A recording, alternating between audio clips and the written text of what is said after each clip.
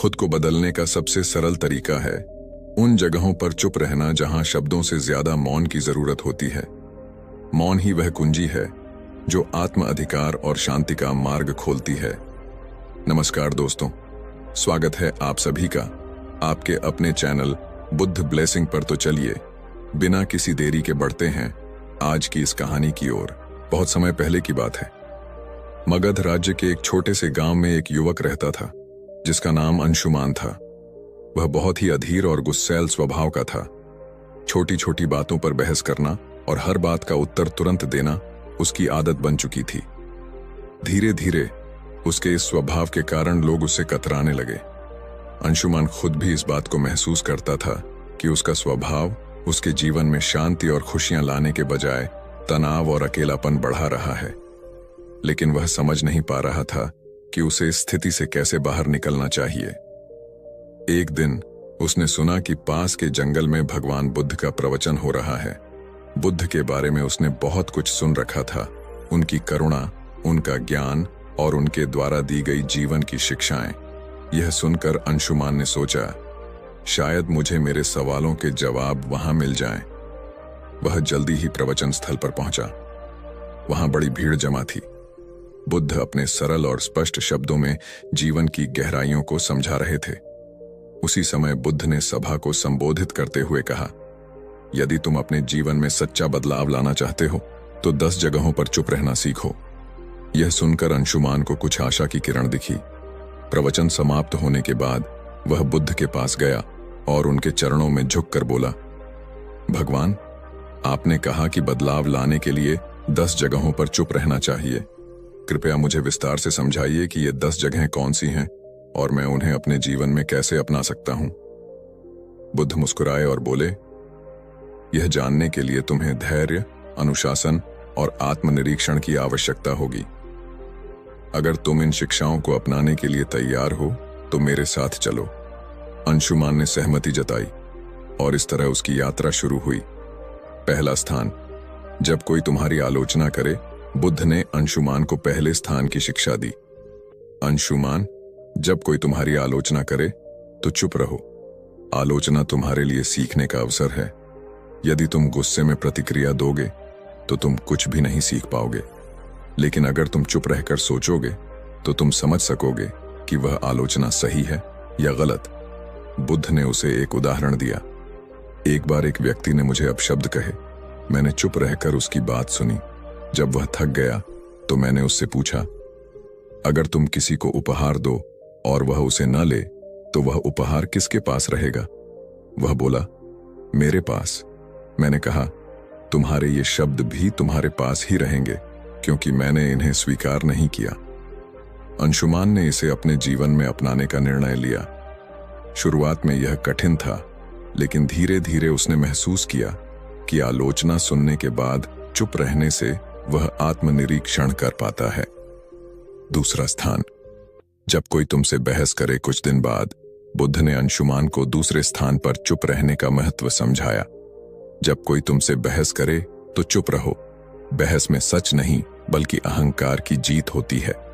यदि तुम चुप रहोगे तो तुम स्थिति को बेहतर समझ सकोगे और सही निर्णय ले सकोगे। बुद्ध ने एक किसान की कहानी सुनाई। 2 किसान अपनी जमीन के छोटे से टुकड़े को लेकर झगड़ रहे थे। दोनों का मानना था कि वह जमीन उनकी है। जब मैंने उनसे पूछा कि क्या उन्होंने जमीन अपने साथ लाई थी जब वे जन्मे थे या क्या वे इसे अपने साथ ले जाएंगे जब वे मरेंगे, तो वे चुप हो गए। इस शिक्षा ने अंशुमान को सिखाया कि बहस में पड़ने से बेहतर है चुप रहकर समाधान की ओर बढ़ा जाए। तीसरा स्थान, जब कोई गुस्से में हो। बुद्ध ने अंशुमान से कहा, गुस्सा आग की तरह है। यदि तुम इसमें घी डालोगे तो यह और भड़क जाएगा। इसलिए जब कोई गुस्से में हो तो चुप रहो। उसकी गुस्से की ऊर्जा खत्म हो जाएगी। इसके लिए उन्होंने एक कहानी सुनाई। एक राजा ने अपने मंत्री को गुस्से में फांसी की सजा सुनाई। मंत्री ने कुछ नहीं कहा।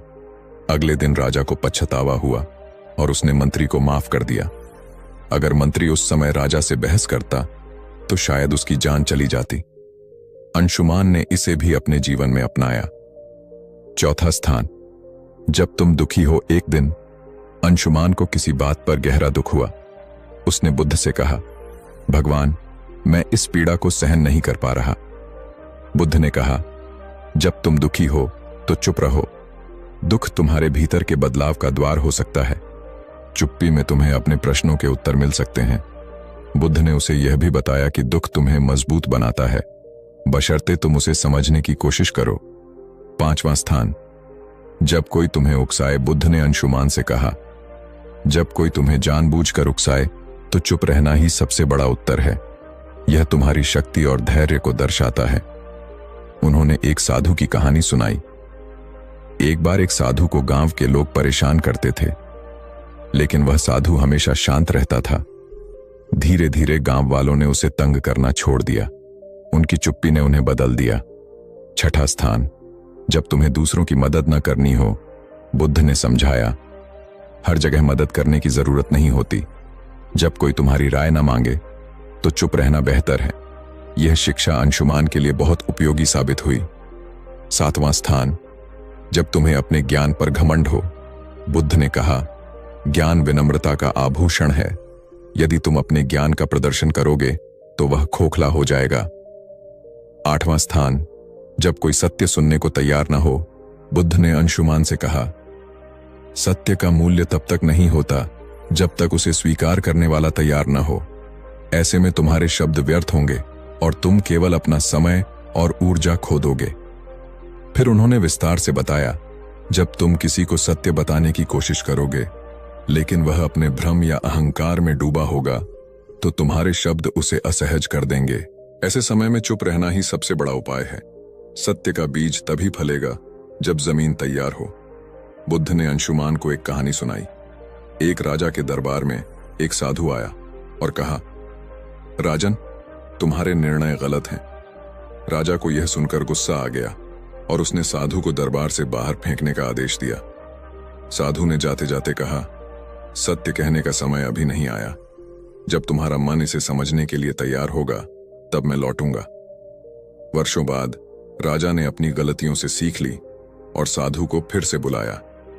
इस बार राजा ने न केवल साधु की बात सुनी बल्कि उसे अपने जीवन का मार्गदर्शक भी बनाया। बुद्ध ने अंशुमान को समझाया, सत्य का प्रभाव तभी होता है जब सुनने वाला उसे ग्रहण करने के लिए तैयार हो।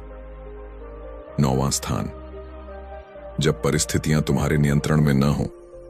बुद्ध ने कहा, जीवन में कई बार ऐसी स्थितियां आती हैं जिन्हें तुम बदल नहीं सकते। उन पर क्रोधित या व्याकुल होकर तुम केवल अपनी शांति को खोओगे। ऐसे समय में चुप रहना ही सबसे बुद्धिमानी है। उन्होंने समझाया, चुप रहना कोई कमजोरी नहीं बल्कि धैर्य और संतुलन का प्रतीक है। जब परिस्थिति तुम्हारे बस में नहीं हो तो उसे स्वीकार करो और शांत रहो। यही मानसिक शक्ति का आधार है। बुद्ध ने एक घटना का जिक्र किया। एक बार एक किसान ने बुद्ध से पूछा, मेरा खेत सूखा पड़ा है, बारिश नहीं हो रही, मैं क्या करूं? बुद्ध ने उत्तर दिया, तुम बारिश नहीं बदल सकते, लेकिन तुम अपनी मेहनत को दिशा दे सकते हो। चुप रहो और अपने खेत के लिए वैकल्पिक उपाय खोजो। शांति से सोचो और समाधान खुद आ जाएगा। किसान ने यही किया और जल्द ही उसकी समस्या हल हो गई। बुद्ध ने कहा, जब परिस्थितियां तुम्हारे नियंत्रण में न हो तो चुप रहकर धैर्य और समाधान की दिशा में काम करना ही तुम्हारी सबसे बड़ी ताकत है। 10वां स्थान, जब तुम्हारा दिल भर जाए। बुद्ध ने अंशुमान से कहा, जब तुम्हारा हृदय कृतज्ञता, प्रेम और शांति से भर जाए तो इसे शब्दों की आवश्यकता नहीं होती। ऐसी स्थिति में चुप्पी स्वयं एक भाषा बन जाती है। यह तुम्हारे भीतर की सबसे बड़ी खुशी है।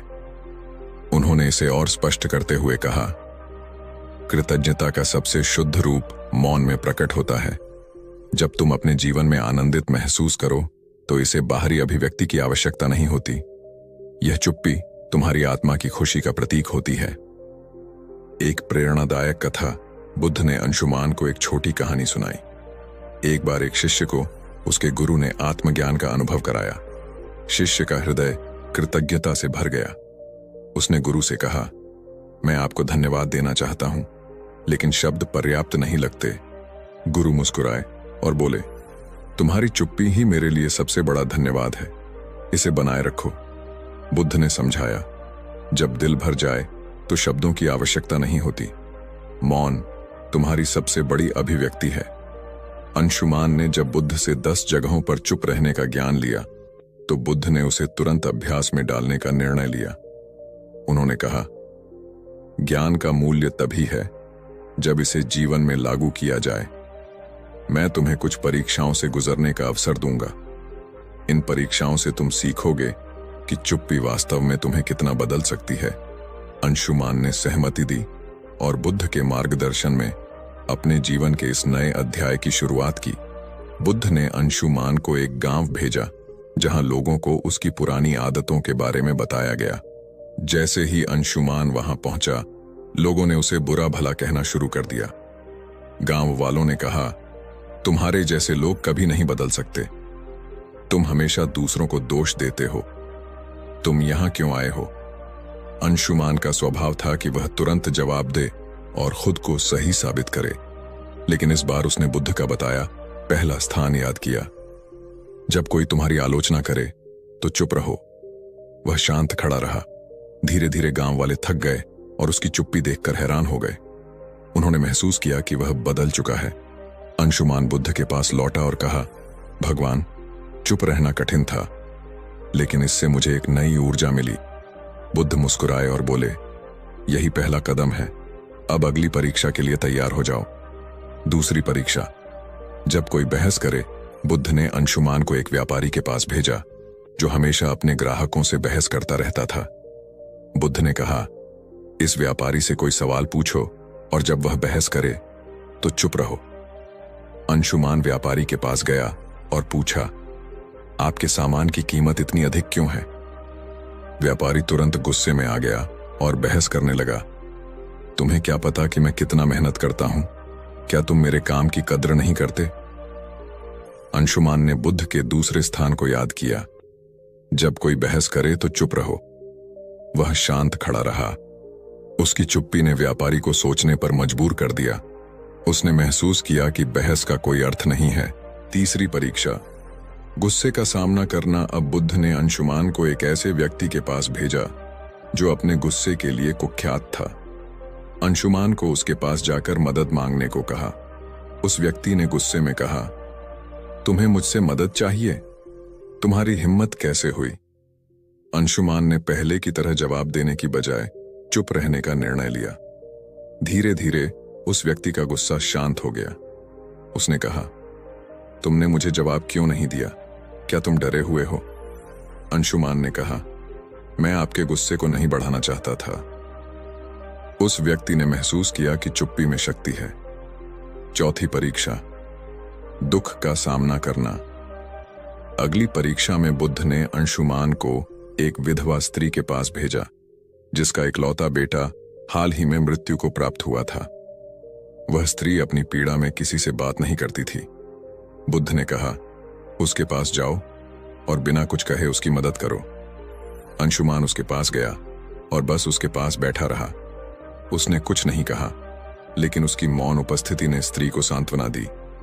उसने पहली बार किसी से अपनी कहानी साझा की और अपने दुख से उबरने का प्रयास किया। बुद्ध ने कहा, दुख में चुप्पी कई बार शब्दों से अधिक प्रभावी होती है। पांचवी परीक्षा। उकसावे का सामना करना। बुद्ध ने अंशुमान को एक ऐसे समूह के पास भेजा जो उसे उकसाने के लिए तैयार था। उन्होंने अंशुमान को अपमानजनक बातें कहीं, लेकिन अंशुमान शांत रहा। उसकी चुप्पी ने उन्हें हार मानने पर मजबूर कर दिया। परीक्षाओं के बीच अंशुमान ने बुद्ध से पूछा, भगवान, चुप रहना कैसे इतना प्रभावी हो सकता है? बुद्ध ने कहा, एक बार एक राजा ने एक साधु से पूछा, जीवन में सबसे बड़ी ताकत क्या है? साधु ने राजा को एक कटोरा पानी और तेल दिया। उसने कहा, पानी और तेल को मिलाओ। राजा ने कोशिश की, लेकिन तेल पानी में घुल नहीं पाया। साधु ने कहा, चुप्पी तेल की तरह है, इसे आपसे अलग नहीं किया जा सकता। जब तक तुम इसे संभालोगे, यह तुम्हारी सबसे बड़ी ताकत रहेगी। अंत की परीक्षा। जब दिल भर जाए, अंत में बुद्ध ने अंशुमान को खुद से एक और परीक्षा लेने को कहा। उन्होंने कहा, जब तुम्हारा दिल खुशी और कृतज्ञता से भर जाए, तब चुप्पी को अपनाओ। अंशुमान ने महसूस किया कि जब वह अपनी सभी परीक्षाओं में सफल हुआ, तो उसका दिल शांति और आनंद से भर गया। उसने बुद्ध के चरणों में झुककर कहा, भगवान, मैं बदल चुका हूं। अब मैं जानता हूं कि चुप्पी ही सच्चा ज्ञान है। यह कहानी हमें सिखाती है कि चुप रहना केवल बोलने से बचना नहीं है, यह एक आंतरिक शांति और समझ का प्रतीक है। बुद्ध की यह शिक्षा हमें अपने जीवन के हर पहलू में संतुलन और शांति लाने का मार्ग दिखाती है। जब हम बोलने की बजाय सुनना और समझना सीखते हैं तो जीवन वास्तव में बदलने लगता है। यह कहानी हमें सिखाती है कि चुप्पी सिर्फ शब्दों का अभाव नहीं, बल्कि आत्मा की भाषा है। चुप रहना सीखो, यही सच्चा बदलाव है।